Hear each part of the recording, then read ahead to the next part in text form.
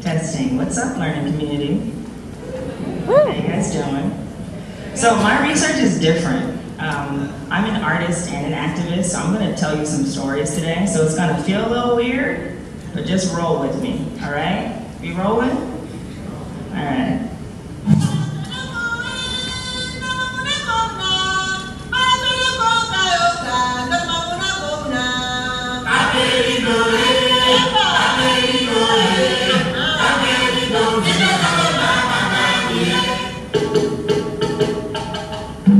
These stories live in the music. La musica, Afrobeat, funky jazz, djembe rhythms, music is always on the borders. The body dances to its own rhythm, hips that hop, lips beatbox, negotiating for you in a pattern of kickball change, negotiate, spin, negotiate, undulation of pelvis and rib cage, negotiated, the body becomes asymmetrical in movement. The body bends asymmetrical in recognition. The body does not always know the language calling it, but the body can feel the spirits that beckon with labels. Home, away, negotiate, foreign, black, weird, negotiate, awkward, here, beautiful, negotiate, come. Come into the labels that call you. You are what your body answers to.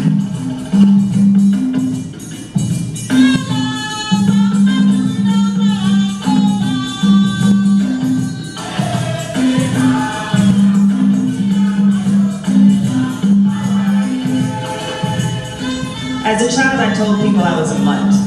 Much like the music that pushes my body to its rhythms, I am a cultural hybrid situated within a strategic rhetoric designed to integrate and control. Bits and pieces of that come together on my skin. Society expects the pieces to fit together nicely or risk being discarded. Labeled puzzle pieces, paint by numbers. What happens when the pieces just don't fit? We negotiate them into their too tight, too round, too square, too large, too rigid spaces, changing both our piece and the pieces we fit into. Intersectionality is a theory that suggests that we cannot separate our identities. All of our social identities interact in the single body. So if you were to ask me, what's more important, Amber, being black or being a woman? I can't answer that because I don't know what it's like to be black without being a woman, and I don't know what it's like to be a woman without being black. Identities are not neat. We do not fit perfect into perfect boxes assigned to us by society or adopted by us because we like them. No, identities are messy social constructions that force people to pretend to fit perfectly. And that process of pretending is called negotiation. It's not about lying, but about becoming what society tells us we should be. So today I'm going to share with you two stories. They're both about negotiating identity. But the stories that I'm telling you are about interrupting, not necessarily accepting, revealing, not covering, and creating possibility instead of resolve. So I don't actually have any answers for you, but I do want you to think. So the first story I'm going to share is about my father and the label Puerto Rican. And the second story is about my first trip abroad to Ghana, West Africa, as a St. Louis University student, just like you all. So we're going to begin with my dad. Most people call me Woody, and many of my friends call me Mario. I was born in Woodruff Woods. My mother changed my name after she got me married when I was 4. She changed it of her own accord. So I grew up with the notion that it's okay to change one's name, if one so chooses. I still have that notion, by the way. Oh, you're wondering about the Mario part. Most people don't know this, but I added Mario to my name sometime in the early to mid-'80s. I have always loved Afro-Cuban rhythms. It was fascinating to envision black and brown drummers and other musicians playing hypnotic beats that compelled me to move, to beat on something, to dance, as early as I can remember. I became a percussionist at about my junior year in high school. I've always loved things like that, and in fact always thought that I had long-lost Puerto Rican family members. In some ways, I wanted to live somewhere else, do something else, and be somebody else as I grew up. Not exactly rejecting all that I was. As it stands, I like myself, but I just wanted more. What that means is that although I enjoyed my life, I still entertained fantasies of more. more flavor, more excitement, more experiences, more.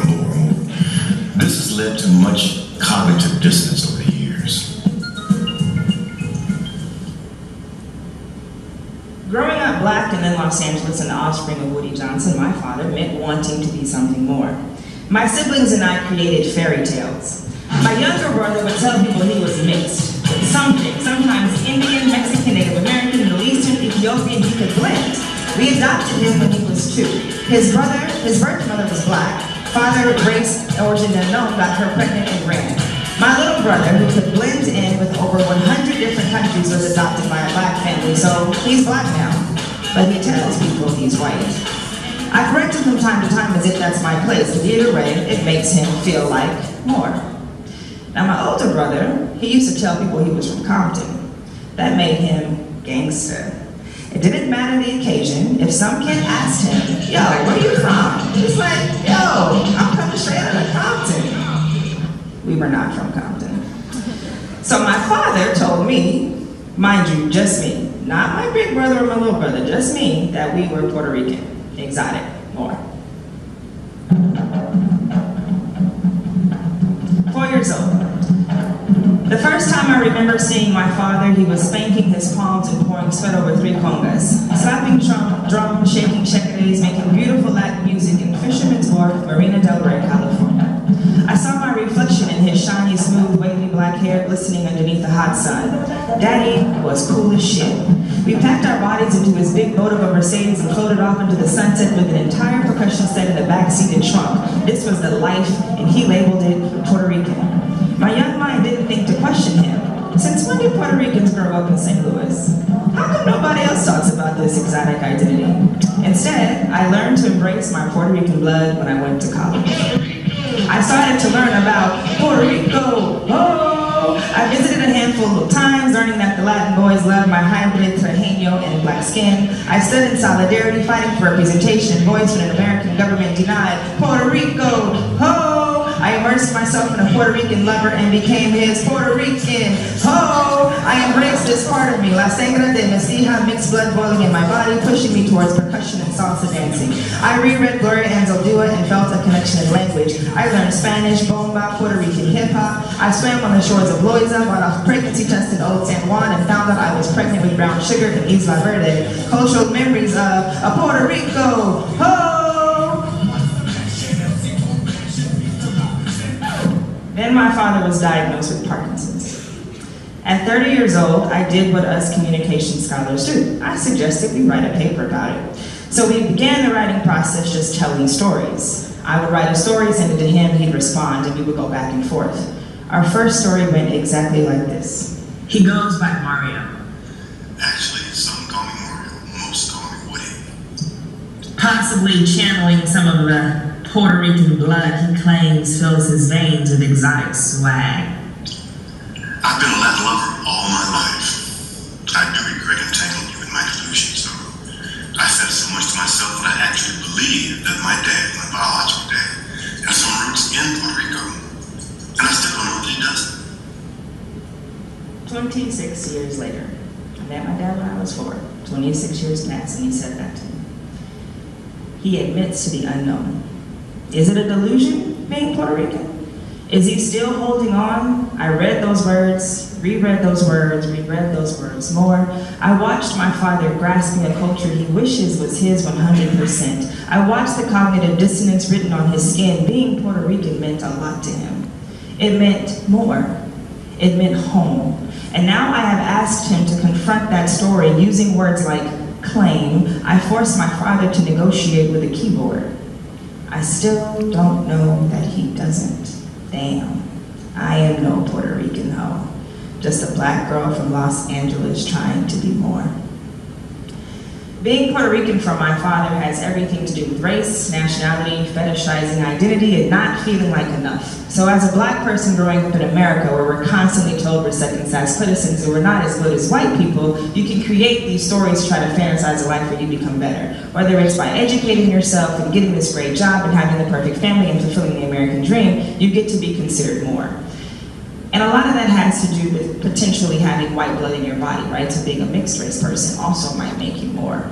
And so growing up with these ideas, I had very interesting conceptions about what it meant to be a black person. But when I went to Ghana for the first time, it disrupted all of that. So it's August 2002. I'm a graduate student in communication taking an international social work class. And on this class, we're going to go to Ghana for 2 weeks and look at how organizations in Ghana are conducting their social activism grassroots work. So we have a 22-hour plane ride from St. Louis to Amsterdam and into Ghana. The plane ride equals orientation, which equals a bunch of fear. I was prepped to fear Africa since I learned to read elementary textbooks where they talked about those Africans, how they dismissed an entire continent as if it were a country full of uncivilized, barbaric savages. As a SLU student in my international social work class, I was coached to fear Africa once again as we began taking steps towards our journey abroad. I was told to fear the Africans during that plane ride, my mind oriented to fear, my body organic, unafraid, anticipating something different. I step off the plane. My feet touch dusty gold soil.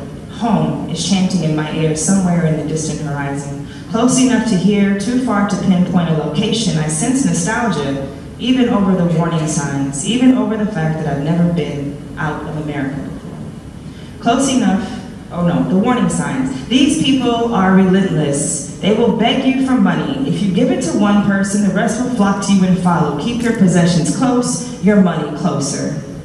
I walk out of customs and into the warm air. Home. I see familiar faces. Home. I am not afraid. My mind tells me that I should be, though. My body is in Ghana. My mind is in America. I feel like I am home more than any other place I have ever been, including America, which creates an awkward feeling of displacement and dis-ease because my conscience is telling me I am not home.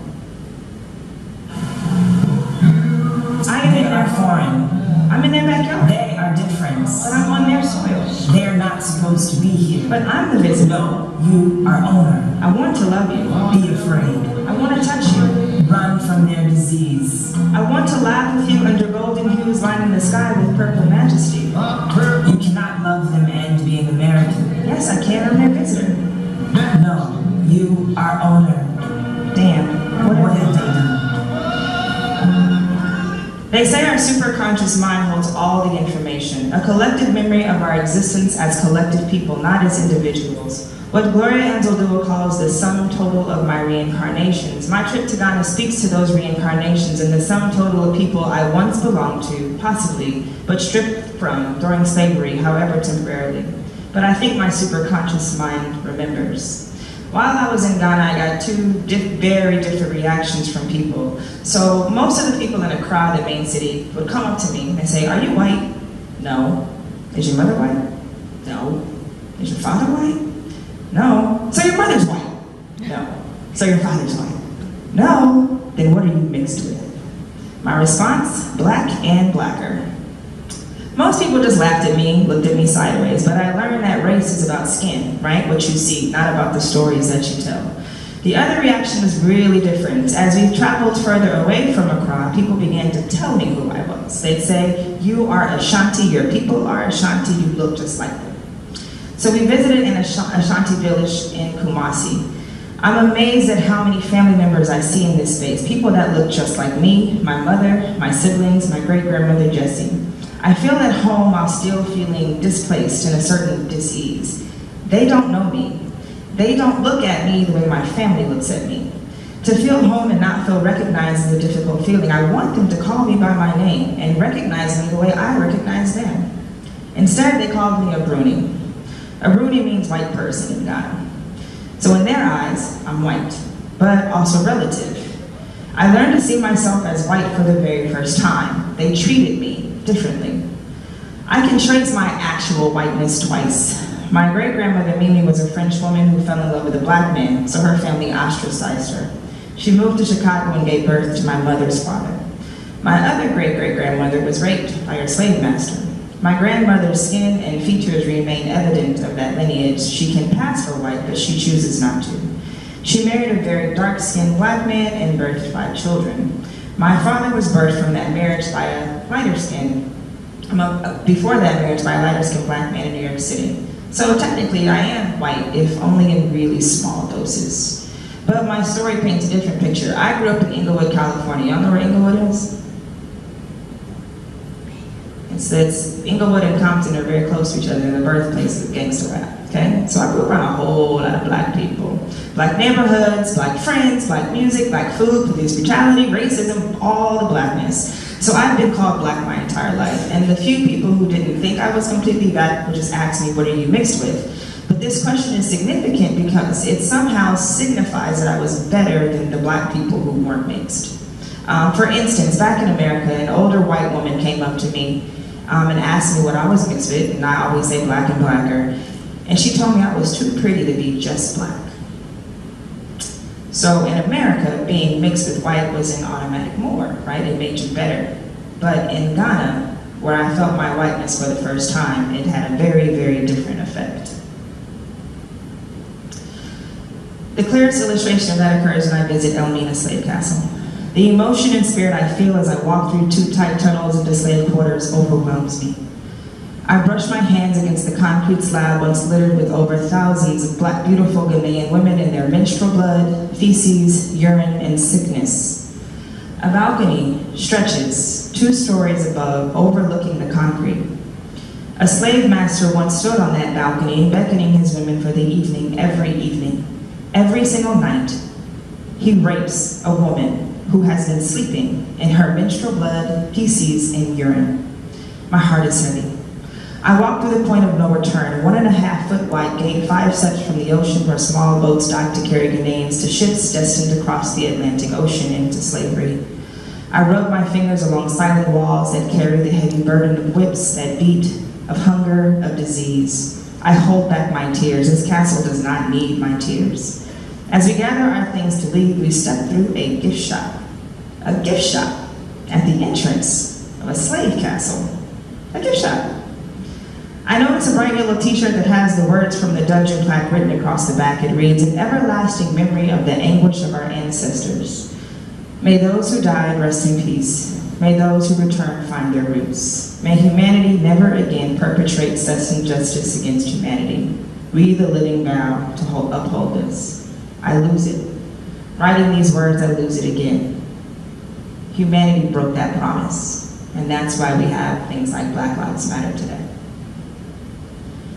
To return is to come full circle, to meet in the corner, in the center, and bring together the loose ends of experience. I have the master's blood in me, a Bruni.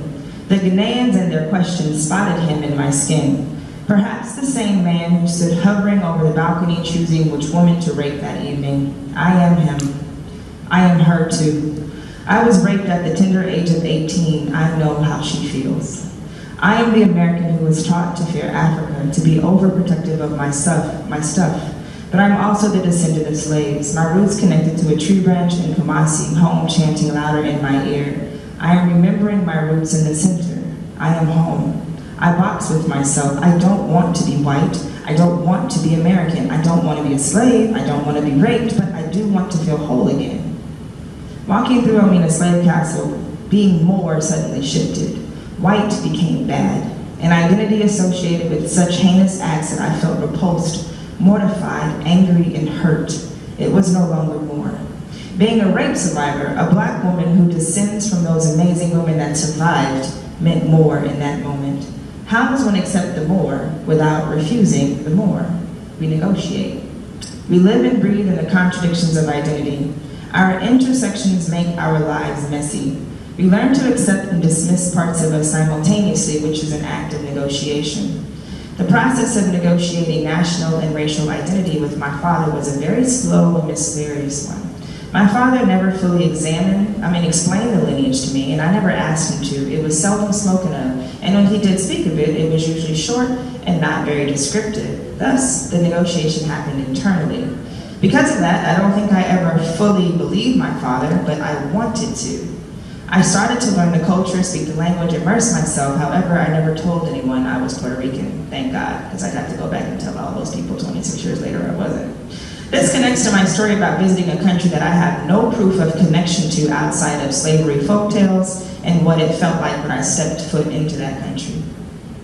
Despite not having proof, though, I feel connected to Ghana in ways that I can never explain. And at this point in my life, that was the first country I traveled to. I've been to 37 now, and no country has ever felt the way God felt. So Puerto Rican might not have felt right rolling off my tongue the way Ashanti did, or the way it felt for my father. And to this day, I still don't know in my conscious mind if I am Ashanti or if my ancestors ever passed through a slave castle. So who's right? Whose story is more credible, my father's or mine? Am I any different than my father? I don't know. But I do think the body knows better than the conscious mind, and that the body gravitates when it is called. The drums called me home long before my father did. Uh-oh. I don't know what happened there. I always have technical difficulties when I get talks, by the way. It's a good thing I have a sense of humor. Just go to the very last. Thank you. You guys recognize that song? When I was 13, my father began teaching me to play percussion. I love the congas, but I crave the djembe. The djembe is a Ghanaian drum. It's in this moment that I see our non-existent conversations of nationality grow roots and fester. Even though my father and I never negotiated our nationalities actively, we shifted around discussions of drums as if we were. So when I would visit, I'd play Santana. He would spend hours teaching me the salsa dance and explaining to me the origin of the congas and the great history of the shekere, blah, blah, blah. I would steer our conversation towards the djembe. I wanted to talk about what I was learning in my djembe class. He would listen, but he'd always maneuver back to the congas. In those moments, I didn't mind though. I loved all the drums just like I loved the fantasy of being Puerto Rican. So it was a constant tug of war that we both felt safe talking about. Save for the blood spilling from cracked palms. That's what happens when you play the drums for a long time. Bloodlines were not in question. It was literally just a debate of aesthetics. And drum aesthetics are easier to swallow than the aesthetics of cultural identity. We don't have to prove lineage. We only have to love the drums. He finally gave in to my desires and bought me my first djembe when I was headed to college after 5 years of trying to convince me to play the congas. He bought my first drum right on the corner in North St. Louis at Grand and Natural Bridge. The intricately carved dinker cymbals and hairy drum head beckoned me. I love that drum, and it loves me. Splitting my palms wide open, cracked skin, dripping blood, mixing with the story of drum masters past, I ask, how do we choose our lineage? Thank you.